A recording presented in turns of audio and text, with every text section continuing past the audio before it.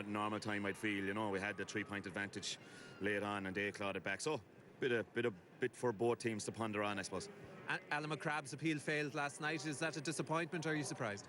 Yeah, a bit of a disappointment because, you know, having looked at the video evidence, I would have thought, you know, there was a couple of things in it, I suppose, but look, all we can do is appeal it, and obviously they decided you know, there wasn't enough in it to let him off, but we'd get on with it. You know, we had kind of picked our 26 on the basis that we'd have him and not have him, and so it's straight to plan B, like, really. But we're down a lot of bodies. But look, if anything we took out of the last day was that, you know, our younger lads, you know, I think 5 or 6 of last year's under 21 team wound up, you know, Martin Quilty, Niall McMorrow wound up playing huge roles, so very encouraging for us, and we look for the same again. How key is it getting the win? You know, you're getting a week closer to championship at this stage. Staying up in Division 1A, is that a vital part of your season? Well, look, no one wants to go down, but since they've changed the format, you know, look at Clare in the league semi-final tomorrow, so they're like, change of format makes it a bit easier for anyone to go down, really, but no one wants to go down, and we look at today's game as a bonus, really, Michal, because, you know, it's like having a league semi-final and a final, so for both counties it's great practice for championship hurling. Sinead mar sin banisteoir na fórna agus Cathal. Anthony, it was a fantastic game last week, but completely different, I suppose, landscape today. How do you feel Galway have done in the intervening week now, say, since the draw last weekend? Well, it was just about recovery, really, from the last day. It was when you get extra time in a match, you really have to recover the limbs for the week ahead, and we only trained once, really, on Wednesday night. And the script hasn't been written for today, as you said, and it's a new blank piece of paper today, and off was again, you know. Having sort of fallen so badly in the last couple of rounds of the Relegation League, and to come and to play a great performance last weekend, is there more in this team now? Well, we're hoping there's more, and again, it's developing as you go along. And as you said, we got off to well in the league, but the Waterford and Kilkenny matches would have been disappointing from our point of view. But the lads redeemed themselves the last day, and we're looking for another big performance. I mean, that's the big challenge today for us, is to get a second performance, because Galway at times haven't done that, and that's a big challenge for us, more so than playing Dublin, is to come with another performance again. Plenty of points, no goals though last week. I think that's 3 games in a row. Is that a concern at all? Not really. I suppose we had some very good chances, and they will come. Someday they'll come and come very strong. We're hoping today they'll rein in, as you would. But you know, it was a huge performance for us. You know, they looked in trouble with the last couple of minutes in normal time, and showed great character to get back there. And we're hoping that will carry us through today. A couple of changes from last week's team. Is it a more balanced look, do you think, to the team today? Well, yeah, I suppose. Yeah, we've Andy Smith in there today. We're hoping that you know, that his experience will help us there in the middle of the field and at wing forward where he's in position. So we're going for experiences with a mixture of youth that have done very well in the league. Rodháin Anahim Uile dúirt Anthony Cunningham and son and féidir le gáileh ráthaispántas maithe as I chéile a chur drám le drám. Bhfuil éire de déir leat gur féidir leis sin na chathal líana mar ní sé denta go fós. Ní féidir bheith cínta faoi ach sé rud a tábhachtaí faoi inniu ná ar le teine atá imithe lár parca má tá sé an amairt nar haig sé isteach an teachtain Jacaite má tá sé an immers chum. So Josh ag Paul Ryan, níl puck sír seo éasca, ní rá an canna bhí aige an teachtain Jacaite éasca ach an oiread, an chéad can. Hen fixi sé scored as a track go dí seo. Hen fixi shot. Or score. Ration chin when he comes to the opens. Again, a child of all is the foot to her origin. Again, long toss of Hamachanish Goody. Shanty Martin Quilty. Emil Gare. Or score. Egg Martin Quilty. Shin Anna Fisa for Emerson Shin. Idir Martin Quilty and Shin. Agus Rosso Carl a hánig amach le fearrtá an Lloyd Rosso Carl go Horace an éir agus pass ítach agus scóírítach ó Hurling géar an sin. Sin Fergal Flannery teachtach tá an chuí seo Lloyd go má chahal fiú tú trastan na park is fiú cúpla cúlí ní dahar. Ní réon doubt faoi bach dara. Má nó san ótar Niall Burke tá sí smartú Jesse Burke tí Vergade éirecht an gine gira Chillah Olish and David Burkach tá sí cáilte ag Mert Burkach atra agus an Chillah Fotarashin shop. Ag Shane Durcan a ration is a codúla siúd Michael Carton trasna go trasna na park in sin canchin isteach agus a canchin a British she's Kevin Hines go trasna sin one of those Kevin Hines him na groshi chaftan catch Niall Burke hógéidir fa tamal gur hosa jog sa ní can fíres ga seo hachan aris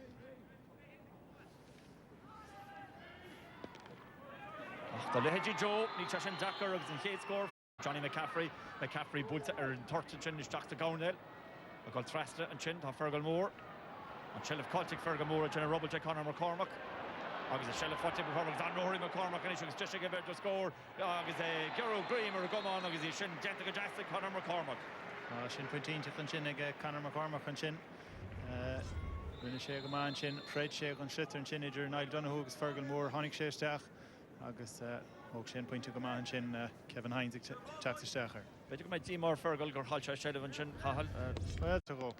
Tá tú trochruch Reach má puc sér bólte gan agus Michael Carton gir a televáil an sin foi bróig sir Dannan agus Dannan gir a ordan ní si fátig Dannan tá si fátig Niall Burke an is gur an Grémer goman as a cancha bólte Niall Burke as asiste sin bólte go andas ar fádig Niall Burke.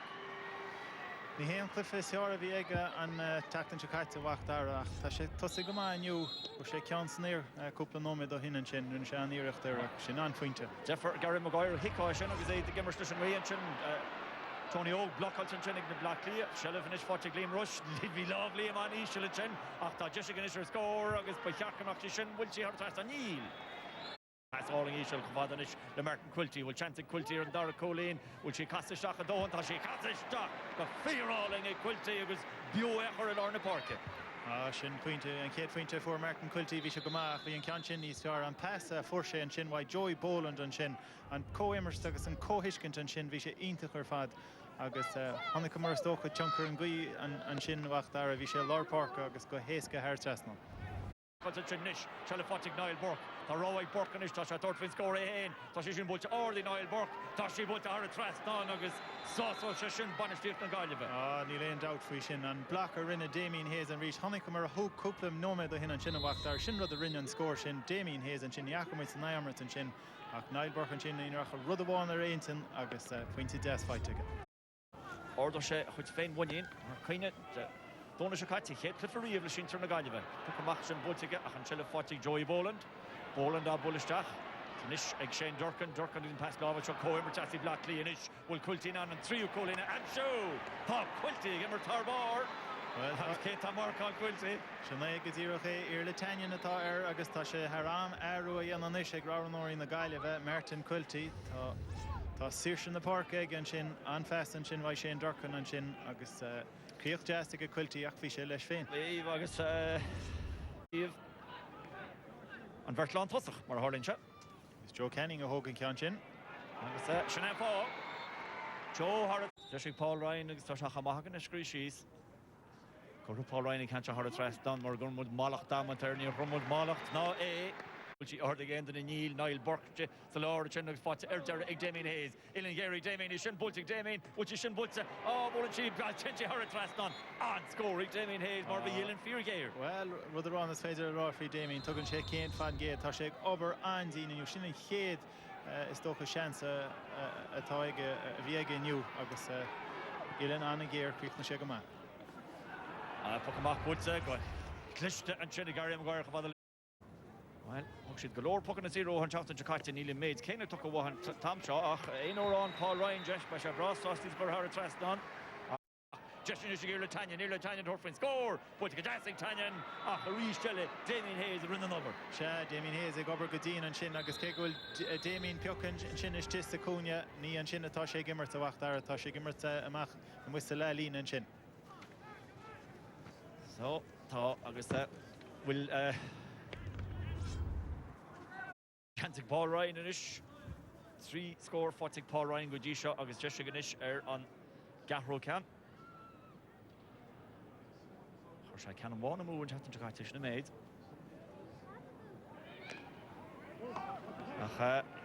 it's Lauren Bake on slow gentle hauling Paul Ryan Neil Moore on his farm on Puckness here Joey Boland to give a child of all, Nietzsche fought Joey Boland, Corach and Kane and Shaw, Damien Hayes to give a child of all, Toshi Ordigo Jassik, Damien Nish, Damien is winner, score, Ellen Cancha, Bultza, will she cost it if she Polish in post the better looking as far as David Glennon, Shella fought Glennon and Jones, Gary McGuire, Tatma, Glennon fought the Talon, Toshi forced Chanter Cole, Neil, Toshi blocked it on air, take McGuire, Chin, Ach, his puck serious Jack, now, Kowaka, John Sexton on fell, the puck serious run the staff. Well, it's Stoker v Gary McGuire, Glue and Schlitter, Stoker, Shin and another hook chef for Zara, Stoker, Niarna Shemore on Earth, Fecher and Shin now, Niarna Shemore on Earth and Shin, Lee Sharon Schlitter and Shin, Neil Tagam, Neil Tamanarna, in a Hassov and Shin. Dinnerberg to Tour, Cahir, Coyers to Selena. Seo hagan Joe, ní linn cúil feic hagan fós. Joe Ishel agus Joe teach sa gól. Tá cúil hagan inis. Agus Galway mí chun tosad an géadúr. Well, beidir go main ceantin tábhacht up rih Darren Cliffe is dóch an ceist a bhaith an ran puc sír tiltte do Galway. Sin éon rud Johnny McCaffrey ní bhaith sé róhásta leis gan sin ná Gary Maguire. No, which on initially near on there's in Constantine and Pokemon Fortic Russell Carroll agus Russell Carroll Tarnish Shelley Fortic Gross but to Trassica Jessica Father McCormack Punch Litter Gale Buggen in McCormack chance to get fourth or score how is he but to get Jessica McCormack August na Forda Irritanian is a chat rest in the park in Canton and draw Niall Burke but British Easting Burke the Shane is Illing Gary Burke Shin Irit Fisherly Bait Niall Burke well Hal, Michael with cool in his fair and Lena. Well, we thought Grawach there in East Lugar Fader Gallia go husband as a horse. Well, it's Fader Niall Burke go husband as a horse. Tashik Thorsten can cart the new. Agus shin ard score agus an Illen po gear shin. As puck we have fear gear on. Noch niet het spiral heel ach naar het. Just inishig Paul Ryan agus is dus a slow. Go hauling on. Nis titchen she vaya she fought a rashiga for Bruin chin. David Burke bowling can hauling thrust in the park and it's Jesse Johnny McCaffrey your score. McCaffrey Shassel Shane obviously puts a horror thrust in McCaffrey. Scroya Michael Carton.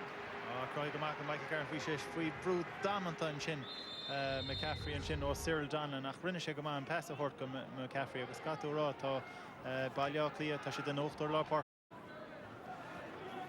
Irish agus an Pokemon pulse agus it's manos agus give cos Hurling Russell Carroll is Carroll got a shot a pass a shot a chance a shot Conor McCormack of that block on take Naganovi Tashi force on wild we go but Jack Cole of a foot a block clear up near it Glantavach and Kevin Hines Dishi Glantavara Waiga Tanyan Orlo Nichi Fortic Tanyan Tashi Fortic and Chin Aaron Gossa and Chin David Tracy should score Ian Tracy but Jack McCool ní in doubt for sin wacht there be careful McCool and Chin okay Reno Carroll go man pass a hort isteach and Chin McCormack of Ian Honig Fergal Moore isteachar agus Fergal Flannery amach níl sam Kieran and Blackwell and Chin ach by Galia Sostal le sin ar yelche that point to one agus ní careful mac pointe ach an there Fergal Moore well and cool boy Johnny Cohen in the sport and pass each of the stock for Dyrchach a like David Burke a Casa go hauling on score and Chin again Gimmert or in Piblin is picking a guy living there. Well, it's fated let the way kinds for the lads Lord Park talk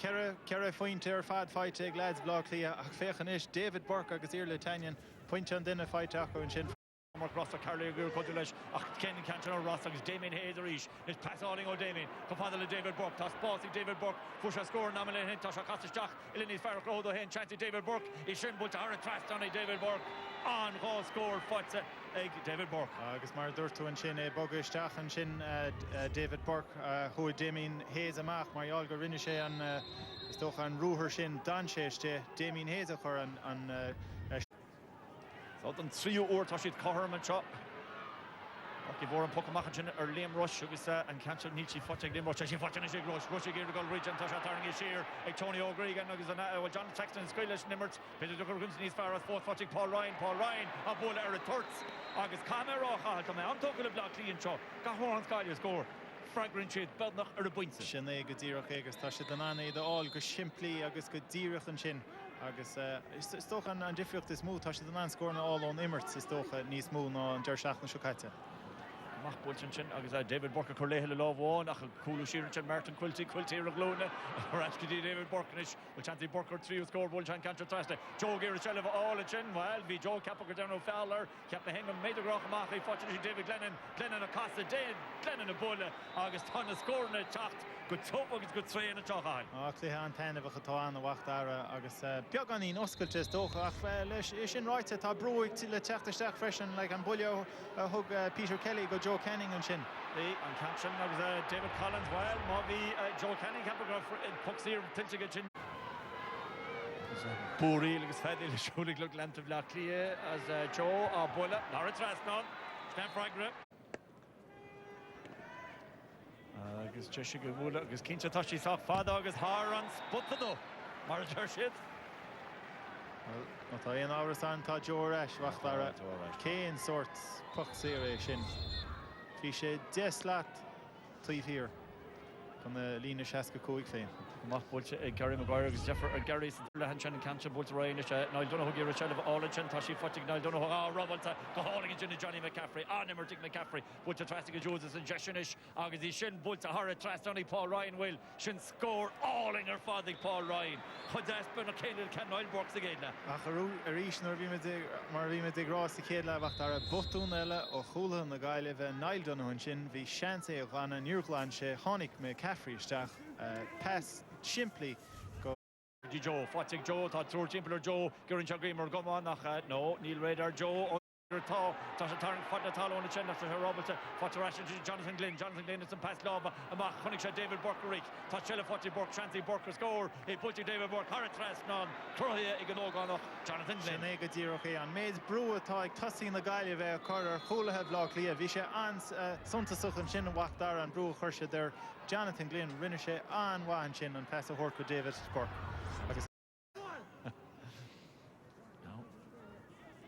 Níl Foxy Cormú ag Paul Ryan. Dú seo cúig chólín ba chaáilta fáitige. Sé chólín, fu se canon immert agus anis tá canon le fáitige ord. Búrí le ríis taobh hiirde. Joe a Bola agus Joe a Cormú. Maíoch mu na brath atá tú fíor gan cúl. Fecin Peter Kelly dul trasta go dtíon Bannistor and Fanbert to Joe. No, Neil Chishan, Bulty Joe. Bulty Godonik Joe. Knockens Lach. Agus a Cancha Corda Trastin, Shigira Chel of all. Dov Lockleah.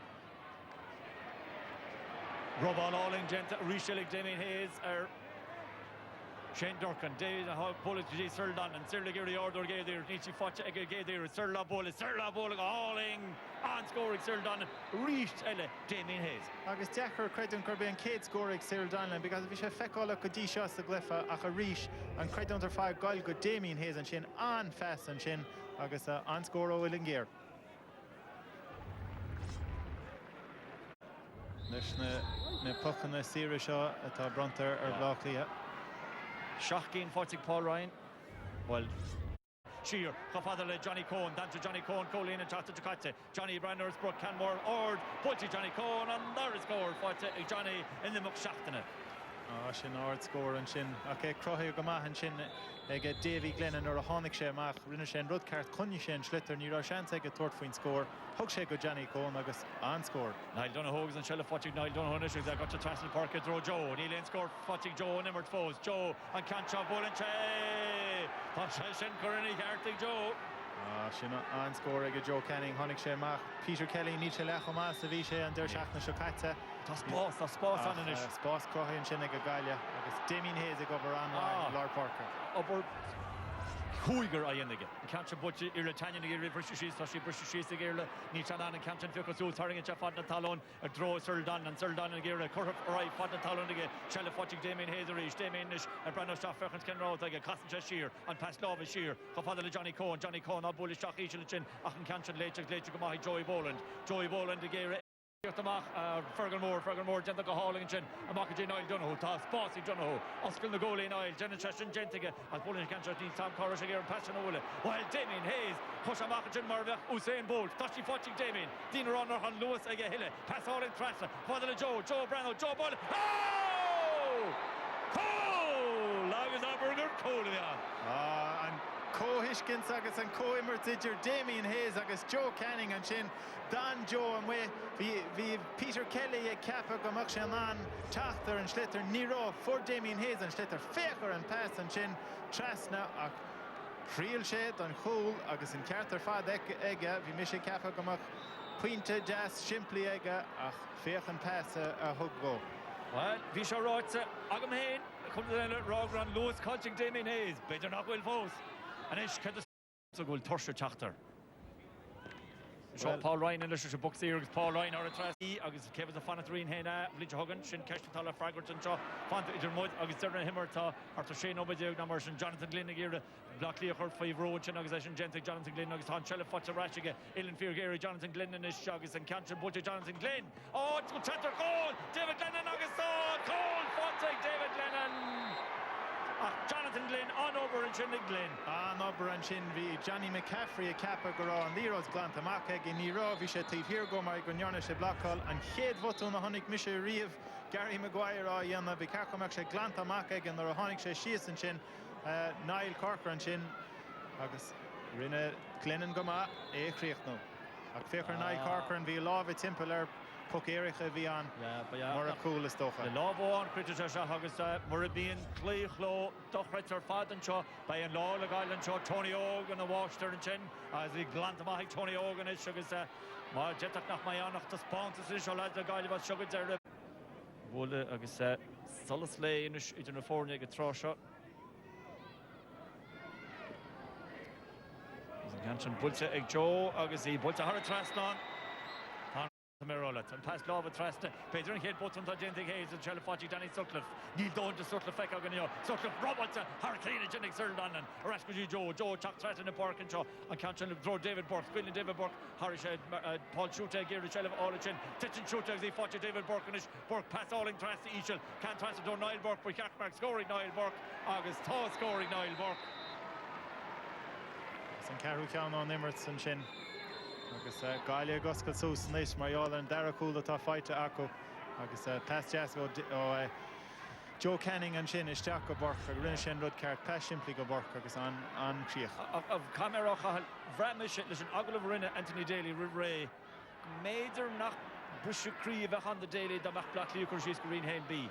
Shot Joey Boland issues Oslin Joey in a goalie tá Joey an score all tá score just fáte Joey Boland ach ba a wad níos múid sin le fála blachlí.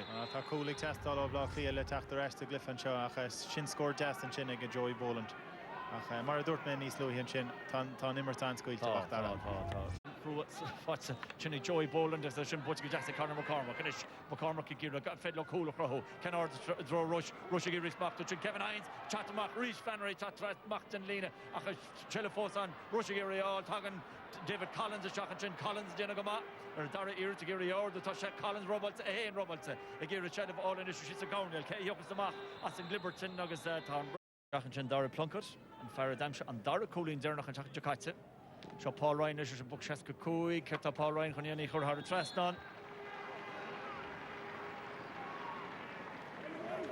Isn't chin. Bishagamach, David Shelvin, 40 David Burke has reached Jonathan Glenn across Burke, Gary Chacher, Goalish, Gary Burke, Tawa Jetty Maguire, Hagar Burke, the top to Stach, August Toss, Lada, Ekel and Chahaganish. Well, Narain to Bioganin to Fain Vunin. Féchar another Horla agus an cool an sin críochnaí go maith ag David Burke an sin. Agus nach eisteach nor bhíon rudí dul leat. Bhíon rudí dul leat Carraní do gan is náidení. Bhíon rá ag an is. Seach am haigid tríle. Agus í búilte ísle agus rí tá táhá gentas sé agus Kate ag return agus Flannery tíocht amach sin agus an líród in a lacaige. Tá mé rá leat. Achla fi Imri game. Can't you put him up? Damien is reach. Austin Janagoli can more meets the father. Damien and Osar Niall Burke. 40 Niall Burke hauling. Burke Brano. Burke Casa. Burke Bulla. August Burke hitting the law of clay. Well, it's more on through and they're creating Shane Chanchin. Niall Burke. Tá Waltonish. Hall. Shin Irecht and Shaw. Simon Lambert. August me or Tony O'Gregan. Shige Snasberger. Shemage Tagesht. By Galia Rinhena. Lynch Hogan. Agus score le fáte Joe Canning. Cur the Yanis Simon Lambert tá se chamaige íirtí ana ar chóil. They forgot Fanry Dingwall to Gary is duppa. Agan an íirtanis agus í bult ísle agus í bult agus arís tá táwas tinta agus Flannery tíocht amach as ag glanta maige. Mar dúirt tú Cahal jetach se bheitsa tugu go Damien Hayes líoch. Well, tá gáthbháil denta ó thugamar léoch na himmarthe. Táach sí sin denta river sin is tócha. Nach se tucha dó. Dar plonca sin sé géir go réide sin agus plonca dá búlisteach ísil. Sile bh 9 McMorrow, John McMorrow, 0 McMorrow. A car fix a hain, blá clia, noise, and nídeog.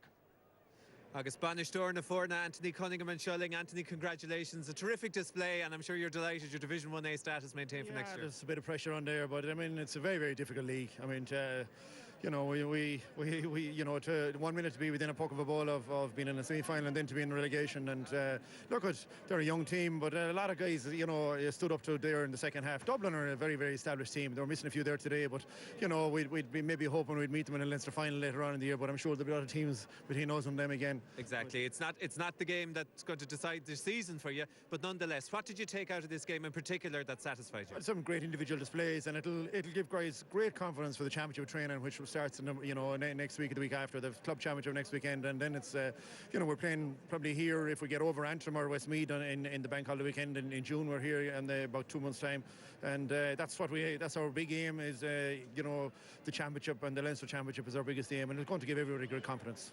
And you had young fellas coming in from the under-21 team last year who seem to have established themselves, I suppose, at this stage. Do you think you have the balance right between that youth and experience at this stage? Well, it's great to have the young guys to play with. Jonathan Lynn is just out of minor, and he played a great game there in the second half. And we brought in a few, you know, Pádraig Breheny, Shane Maloney from the minor scene last year as well. And it's the way the game has gone. They have a high skill level, and we're hoping that you know, we'll get the blend right. That's the big thing. Now, Damien Hayes got man of the match, but I'm sure you'll have a special word for your goalie, who we knew nothing about a couple of weeks ago, Fergal Flannery. An absolutely unbelievable performance. Great performance. He's a great keeper. He played at the minor level for goal and was terrific in it. And I must say, like, we carried 3 goalies. James Cahill got injured, Jamie Ryan got injured, and he was our third goalie. Like, to lose 2 goalies in a league campaign in such a short time, and he trained extremely hard in the league campaign, and it's just testament to you know, his diligence at training. Okay, Gurmina Magad Anthony, well done. Fair play. Carcalor, okay, Cami Sul Ling, and so August O'Have, Nagailevade, Fi Damien Hayes, Gahuntoch, Fi Joe Canning, Eras, Fi Davy Glennon, Achta Damien, and Shaw, August John, Chun Gradam Lech, na Himmerha, of runner Damien. Damien, you've had bigger days, and you'll have bigger days again in the future, but today I'm sure is very satisfying. Yeah, we've had bigger days, but this was a very important day. Like, you know, it was a relegation final, and I suppose everyone wants to try to stay up in Division 1, and some would have thought we'd have left it behind us last week, especially when we went 15 against 13, but thankfully we had another day to fight, and I thought myself that we played very well today, and we played as a team and we played as a unit, and that was very important, you know. Is this the best performance Galway have put in a you know, a number of years potentially?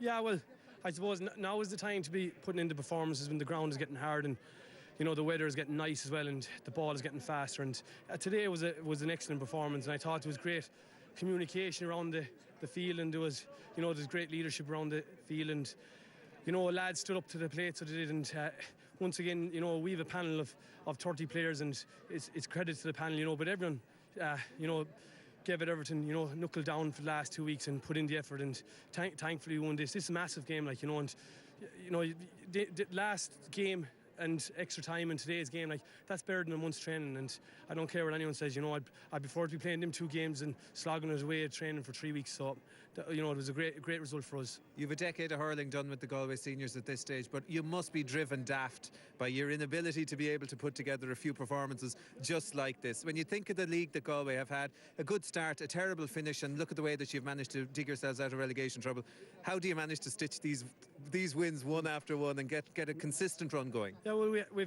have had a mixed bag, you know, in the league, but you know, saying that, you know, if we had a bit of luck against Waterford, you know, maybe we wouldn't have been in this position, you know, and then if we had a bit of luck against Tipperary, we wouldn't have been in this position, you know. And you know, it wasn't all bad. We were only a point or two between, we'll say, Waterford and against Tipperary, but you know what drives us, you know, some year is going to happen.